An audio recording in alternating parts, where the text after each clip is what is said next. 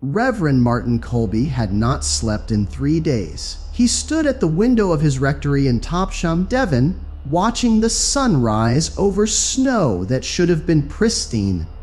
Instead, a line of tracks cut through his garden, perfect, cloven hoofprints stretching in an impossibly straight line toward the church and beyond. It was February 9th, 1855. The previous night, something had walked across South Devon. Not walked, stalked, hunted. The tracks had appeared overnight during a light snowfall, but they were unlike anything Martin had seen in his 40 years of country living.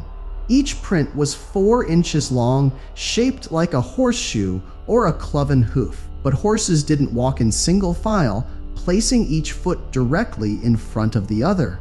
Horses didn't scale 14-foot walls without breaking stride. And horses certainly didn't leave tracks that stretched for over 100 miles through 8 parishes, crossing the Exe estuary, 2 miles of open water, without interruption. The parishioners were gathering outside, their voices carrying through the cold morning air.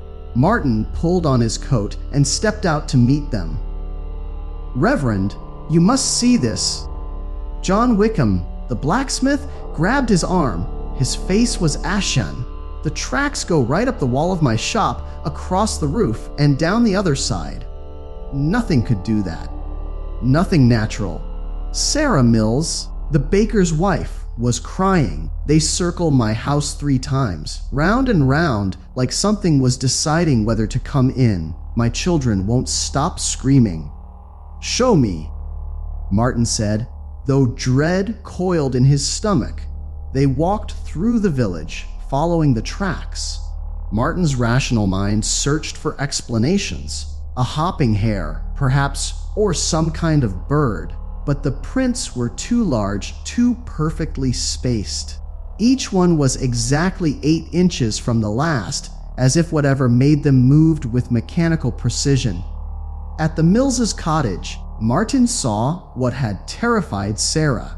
The tracks indeed circled the house 3 times, then continued across the thatched roof, down the chimney, and out through the locked front door. There were no marks on the door itself. The prints simply resumed on the other side. "It was inside my house," Sarah whispered. "While we slept, it was inside." The tracks led to the churchyard. Martin followed them through the gates, past tilted headstones draped in snow, to the oldest part of the cemetery, where stones dated back centuries.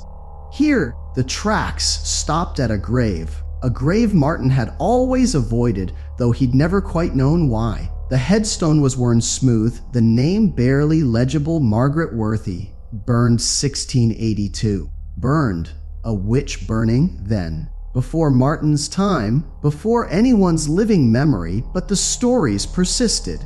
Margaret Worthy, who'd been accused of consorting with the devil, who'd cursed the village with her dying breath, who'd promised to return.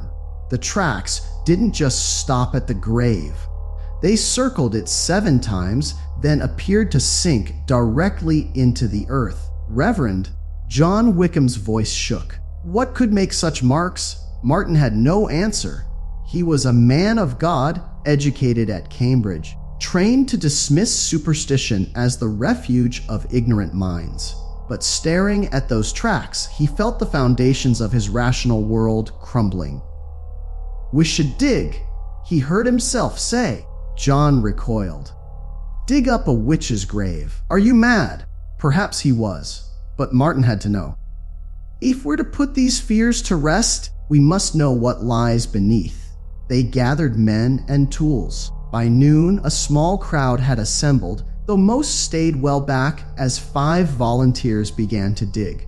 Martin supervised, his Bible clutched in one hand like a talisman. The soil was frozen, the work slow. But as the sun reached its zenith, they struck wood. The coffin was remarkably preserved, the wood dark but solid. Martin's hands trembled as they lifted it from the ground. It should have been heavy, but it weighed almost nothing. Open it!" Martin commanded. John Wickham pried at the lid. The nails resisted, then gave way with a shriek of tortured metal. The lid fell back. The coffin was empty.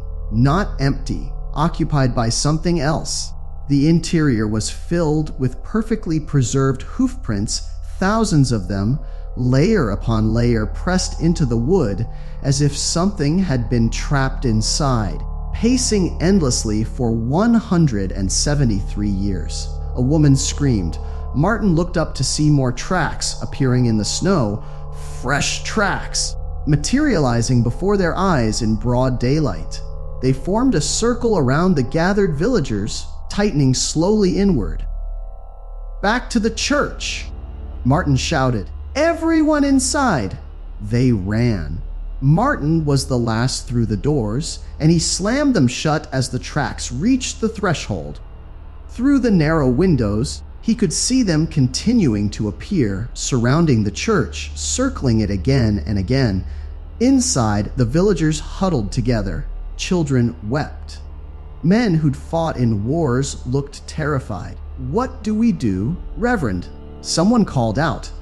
Martin walked to the altar, trying to project a calm he didn't feel. He opened his Bible, searching for words of protection, exorcism, anything. But his eyes kept drifting to the windows, to those tracks that defied every law of nature. As darkness fell, the temperature inside the church began to drop. Martin could see his breath. Frost crept across the inside of the windows, forming patterns that looked disturbingly like writing. Thomas Gidley, the schoolmaster, approached the nearest window. "Reverend," he said quietly, "can you read this?" Martin joined him. The frost had formed words in a spidery, archaic script. "I kept my promise, I returned, but you have forgotten why I was burned. What does it mean?" Thomas whispered. Martin's mind raced through the fragments he knew of Margaret Worthy's story. She'd been accused of witchcraft, yes, but what specifically? He rushed to the church records, kept in a locked chest behind the altar. His grandfather had been reverend here. Surely there was something. He found it.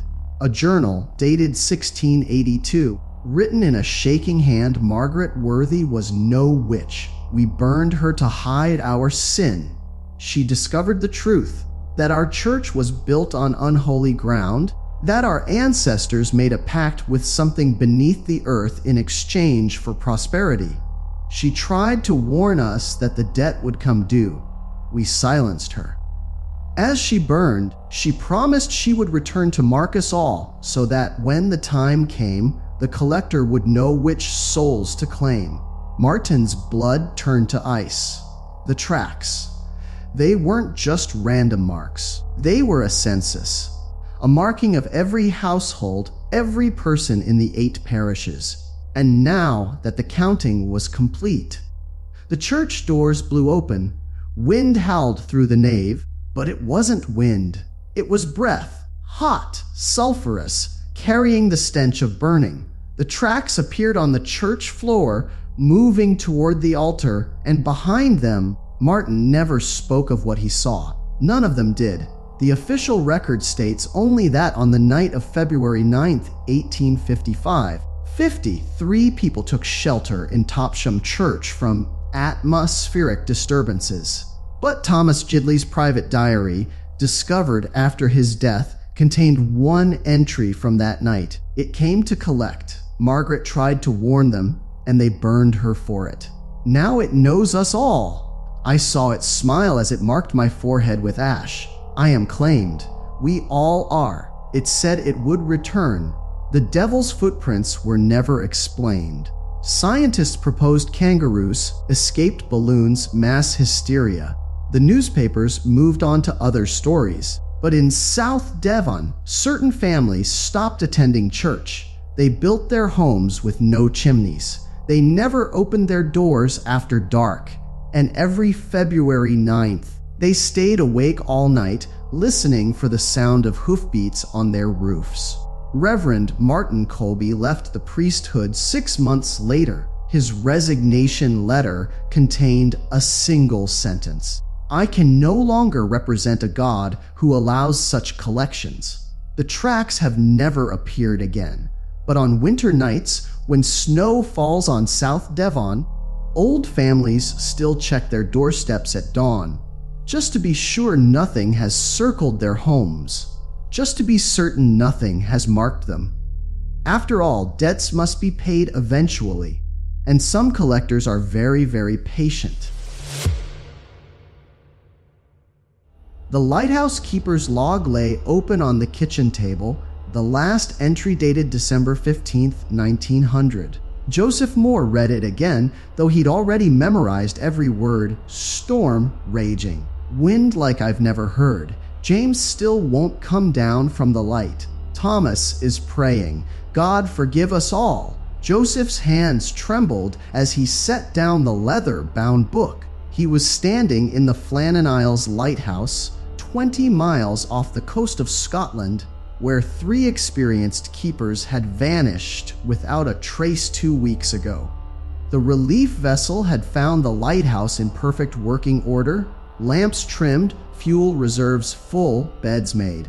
But James Ducat, Thomas Marshall, and Donald MacArthur were gone. Worse, the signs left behind made no sense. The heavy iron gate at the landing, strong enough to withstand the fiercest Atlantic storms, had been ripped from its hinges and found 100 feet up the cliff face. A massive boulder, which Joseph himself had helped install as a mooring weight, easily a ton of solid stone, had been torn free and hurled inland. Yet the lighthouse keeper's jacket hung neatly on its hook. One chair was overturned. The clock had stopped at 80:45. "Mr. Moore," Captain Harvey called from the doorway, his weathered face pale. "You need to see this." Joseph followed him up the spiral stairs to the lantern room. The captain pointed at the walls. Someone had scratched words into the metal casing of the great lamp. Crude letters scraped with desperate fingers, "ITRS," repeated hundreds of times, covering every available surface. The scratches were deep, the metal torn as if by tools, but the keeper's logbook mentioned no repairs to the lamp. "That wasn't here last time. I delivered supplies," Captain Harvey whispered. "3 weeks ago, this was clean. I spoke to James myself. He was fine. They were all fine." Joseph stared at the manic scrawling. James Ducat had been his mentor, a keeper with 20 years of experience. A rational, steady man who'd trained Joseph himself in the precise routines of lighthouse keeping. This wasn't the work of that James Ducat.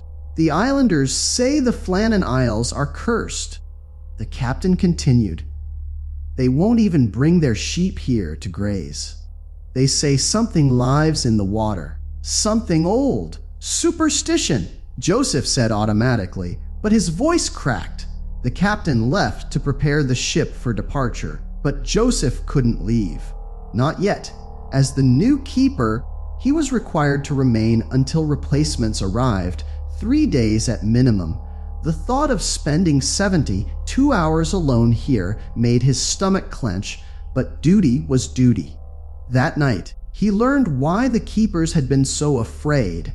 At precisely 80:45 p.m., the time the clock had stopped, Joseph heard it. A sound that came from everywhere and nowhere. Not through the air, but through the stone of the lighthouse itself. A deep, resonant thrumming, like the world's largest bell struck at the bottom of the ocean. The lamps flickered. Joseph rushed to check the mechanisms, but everything was functioning perfectly. The oil reservoirs were full, the wicks trimmed, the lens system rotating smoothly. Yet the light pulsed in rhythm with that impossible sound, steady, methodical like a heartbeat. He climbed to the gallery that circled the lantern room and looked out at the Atlantic. The sea was calm, stars reflecting off dark water. But something was wrong with the reflections. They moved independently of the waves, swirling in patterns that hurt to watch. geometric spirals that seemed to pull at his eyes, promising to show him something just beyond normal perception. Joseph forced himself to look away. He went back inside, locked the door, and tried to read by lamplight. But the thrumming grew louder. The walls themselves seemed to breathe. At midnight, he found the second logbook. It was hidden under a loose stone in the kitchen floor, a violation of every regulation. Lighthouse logs were official documents, never to be concealed. But as Joseph read James Ducat's real entries, he understood why the man had hidden them. November 28, Thomas saw something in the water during his watch. Says it was huge, just beneath the surface. I told him it was whales. We both know it wasn't whales. Whales don't have that many eyes. December 3rd, the light is wrong. I've tended this lamp for 6 months, know every quirk of the lens. But lately, when it sweeps across the water, the beam shows things that aren't there when we look directly. Shapes, structures, a city beneath the waves, too vast to comprehend. December 8th, Donald refuses to do the night watch. Says he hears singing when he's in the lantern room. I hear it too, if I'm honest. Beautiful and terrible, like the songs of something that died before humans existed. It comes from below, far below. December 12th, we are not alone on this island. There are footprints in the morning, if you can call them footprints. Wrong number of toes. Wrong shape entirely. They lead from the water to the base of the tower, then back. Each night they come closer to the door. December 14th, the sea rose tonight. Not a storm, the ocean itself stood up. A wall of water 200 feet high, standing motionless 100 yards offshore. We watched it for 6 hours. It watched us back. I saw things moving inside it. God help us, they were trying to speak. The entries ended there. Joseph's hands shook so badly he nearly dropped the book. The thrumming stopped. The sudden silence was worse than the sound. Joseph could hear his own heartbeat, his ragged breathing, the tick of his pocket watch. Then, from below, the sound of the door opening. He hadn't heard anyone approach. The landing was visible from the kitchen window. He would have seen a boat. But someone was climbing the stairs, footsteps slow and deliberate. Captain Harvey. Joseph called out, knowing it wasn't. The footsteps stopped, then continued faster now. Joseph grabbed a lamp and backed against the wall. The footsteps reached the kitchen level, and James Ducat walked through the door. But not James Ducat. The thing wore his body like an ill-fitting coat. The proportions were wrong, arms too long, joints bending at angles that made Joseph's vision blur. Its face was James's face, but empty, as if someone had drawn a picture of a human without understanding what made them human. Joseph, it said, in James's voice layered over something vast and cold. You came. Where are the others? Joseph whispered. Below. They understood. They heard the singing and they understood what we've always been. The thing that wore James smiled. Its teeth were wrong. The lighthouse was built here deliberately. Did you know that? Not by the men who think they built it. By older plans, older hands. A beacon calling to the surface, calling us home. You're not James. I am now. We merge, we become. James didn't vanish, he expanded. Thomas and Donald, too. They're in the water now, seeing such beautiful things. The city beneath the waves. The spaces between spaces. Would you like to see?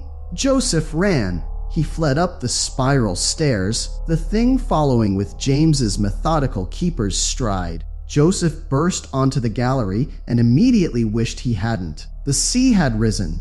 Not risen. Stood up. A wall of water surrounded the island on all sides, towering hundreds of feet into the air, curved inward like a cage or a cathedral. Inside the water, he saw them, Thomas and Donald, suspended like specimens in amber, their bodies elongating, changing, becoming something that could survive in those impossible depths. Their mouths were open in song. The thing-wearing James joined him on the gallery. "The old ones are waking," it said. "They've slept beneath the waves since before your species learned to stand upright. The lighthouse helps them remember the surface. Each keeper feeds their memory. Each keeper becomes part of their dreaming." "I won't," Joseph said. "You already are." Joseph looked down at his hands. The fingers were too long. When had that happened? He could feel the song now, vibrating in his bones, showing him the beauty of the deep, the freedom of surrender. In the distance, he heard a ship's horn. The relief vessel coming early. The wall of water collapsed all at once, crashing back into the sea. The thing-wearing James was gone. Joseph stood alone on the gallery, the morning sun rising over a calm Atlantic. When the new keepers arrived, they found Joseph's log on the table. The last entry dated today, storm rising. The light calls to something below. God forgive us all. Joseph Moore was never seen again. The lighthouse still stands. It's automated now, no keepers required. But on certain nights, sailors report seeing 4 lights where there should be only 1, and hearing songs that make them want to turn their ships toward the deep water, where beautiful things are waiting to show them how small the surface world really is. The wind howled through the Ural mountains with a voice that sounded almost human. Dr. Elena Volkova pulled her parka tighter, her breath crystallizing in the February air as she stood at the base of Kholat Syakhl, the mountain of the dead. 50 years to the day since 9 experienced hikers had died here under circumstances so bizarre that the Soviet government sealed the case files for decades. Elena wasn't superstitious. She was a forensic pathologist armed with modern equipment and scientific methodology. But as she gazed up at the mountain's white face, she felt something ancient and wrong watching back. "You sure about this?" her guide Mikhail asked. His weathered face was tight with concern. "Local Mansi people won't come here. They say the mountain takes people." The Mansi called it the Mountain of the Dead long before 1959. Elena replied, checking her GPS. "That's just folklore." But her voice carried less conviction than she intended. The original incident had obsessed her since medical school. 9 students from the Ural Polytechnic Institute, led by the experienced Igor Dyatlov, had set out for a winter expedition. When they failed to return, search parties found their tent torn open from the inside, cut by the hikers themselves. The students had fled into the brutal cold, some barefoot, some in their underwear, running from something so terrifying that freezing to death seemed preferable. The bodies, when found scattered across the mountain, told an impossible story. 2 had died of hypothermia near a makeshift fire, their hands burned to the bone as they tried desperately to stay warm. 3 more, including Dyatlov, were found heading back toward the tent, as if whatever they'd fled had passed and they'd attempted to survive. But it was the final 4 that haunted Elena's nightmares. Found months later, buried under 4 meters of snow in a ravine, their injuries defied explanation. Massive chest fractures with no external wounds. Force equivalent to a car crash, the original autopsy noted. 1 woman's tongue and eyes were missing. Another's skull was fractured. Traces of radiation on their clothing. The lead investigator's final report concluded death by unknown compelling force. Now Elena was here to solve it. New forensic techniques, modern understanding of hypothermia and paradoxical undressing, avalanche dynamics. Science had answers the Soviet investigators lacked. They made camp at 4 p.m., just as winter darkness devoured the sky. Mikhail built a fire while Elena set up her equipment, including motion-activated cameras trained on the surrounding slopes. She'd document everything, prove this was just a tragic accident amplified by Cold War paranoia. At 9 p.m., the wind stopped. The silence was absolute, unnatural. Elena had been in mountain wilderness before. There was always sound. Animals, wind, the settling of snow. This was different. This was the silence of a held breath. Mikhail!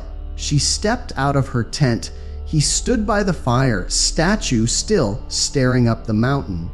"Do you hear that?" he whispered. Elena listened. At first, nothing. Then, a low-frequency hum, felt more than heard, vibrating in her chest cavity. The fire's flames began dancing sideways despite the windless air. "Infrasound," Elena said quickly, grasping for rationality. "Wind across the mountain peak creates low-frequency waves, can cause panic hallucinations, feelings of dread. That's what happened to Dyatlov's group. They experienced panic from infrasound, fled the tent in confusion." The hum grew louder. The snow around their camp began to glow. Not glow, luminesce. A soft, blue-green phosphorescence spreading across the mountainside like spilled milk. Elena's scientific mind raced piezoelectric effects from tectonic stress, ball lightning. But this was too widespread, too intentional in its movement. Mikhail made a sound Elena had never heard from a human throat, pure animal terror. She turned to see what he was looking at. Figures stood at the edge of their firelight, 9 of them, arranged in a semi-circle, wearing clothing from another era, the 1950s. Their faces were wrong, not decomposed or skeletal, but blurred, as if Elena's eyes refused to focus on them properly. The woman at the center had no eyes, just dark hollows. Her mouth opened too wide. "Run!" Elena didn't recognize her own voice. She grabbed her pack and ran, Mikhail beside her, their headlamps cutting wild arcs through the darkness. The scientific part of her brain screamed that this was impossible, that she was experiencing the same mass psychosis that had killed the original hikers, that the infrasound was triggering her amygdala, flooding her with irrational fear. But the figures were following. She could hear them moving through the snow with a strange shuffling gait. No footsteps, just the whisper of something dragging. When she risked a glance back, her headlamp caught them clearly for one horrible moment. The students looked exactly like the death photographs in the case file. Not as they'd been in life, but as they'd been found. Elena's foot caught a hidden root and she went down hard. Mikhail pulled her up, but her ankle sent lightning bolts of pain up her leg. They scrambled behind a rock outcropping, killing their lights, breathing so hard it felt like screaming. The figures stopped just beyond their hiding place. Elena could see them through a crack in the rocks, standing motionless in the moonlight. Waiting. The woman without eyes spoke. Her voice was the mountain wind, the cracking of ice, the silence of deep snow. "You want to know what happened to us?" Elena's scientific training crumbled. "Yes," she whispered. "We didn't run from anything." The figure continued. "We ran toward. We heard singing. Beautiful singing. The mountain was singing to us, calling us. We were so happy. We wanted to be closer to it. So we left our tent and walked into its embrace." Another figure, a young man with a crushed chest, stepped forward. "It showed us things. Beautiful, terrible things. The space between atoms, the mathematics of infinity. We saw how small we were, how small everything is. Our minds couldn't hold it. Our bodies couldn't hold it." The humming grew louder. Elena's nose began to bleed. "The mountain doesn't kill," the eyeless woman said. "It reveals. It shows you what's always been there, hiding in the spaces your mind won't let you see. Most people flee. Some people embrace it. Which are you?" The rock behind Elena's back was warming, vibrating. The phosphorescence was everywhere now, seeping through the stone itself. She realized with dawning horror that the mountain wasn't just geography, it was something alive, or something that made life and death meaningless distinctions. Mike Hale was crying, blood running from his ears. "We need to give it something," he said.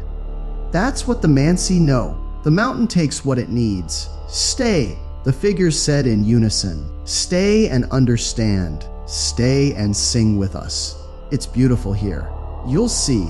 Elena's ankle was broken. The cold was setting in. The rational choice was to stay, build shelter, wait for rescue. But as she stared at the nine figures, at what they'd become, she understood that rationality was a lie humans told themselves to feel safe in an incomprehensible universe. "Run," she told Mikhail. They ran. Elena didn't remember how they made it down the mountain. Her memory was fragmentary, running through snow that glowed like dying stars. Mikhail supporting her weight, the constant knowledge that the figures were just behind them, patient as geology. The singing that wasn't sound but something deeper, promising answers to questions she'd never thought to ask. A rescue team found them at dawn, half frozen, incoherent. Elena spent 3 months in a hospital. The official report said avalanche danger and equipment failure. Her cameras had recorded nothing but static. Mikhail never spoke again. Couldn't, the doctors said, but chose not to. She never published her findings. How could she? She understood now why the Soviet investigators had sealed the case. Some truths were too dangerous. Some mysteries weren't meant to be solved because the solution shattered the comfortable illusion that humans were the ones asking questions. Late at night, when sleep won't come, Elena sometimes hears it, a low hum felt in her bones, and beneath it, voices singing. 9 voices, joined by others over the decades. All the seekers who went to the mountain of the dead looking for answers. She never goes near mountains anymore. But she knows one day the singing will be too beautiful to resist. The mountain is patient. The mountain always waits.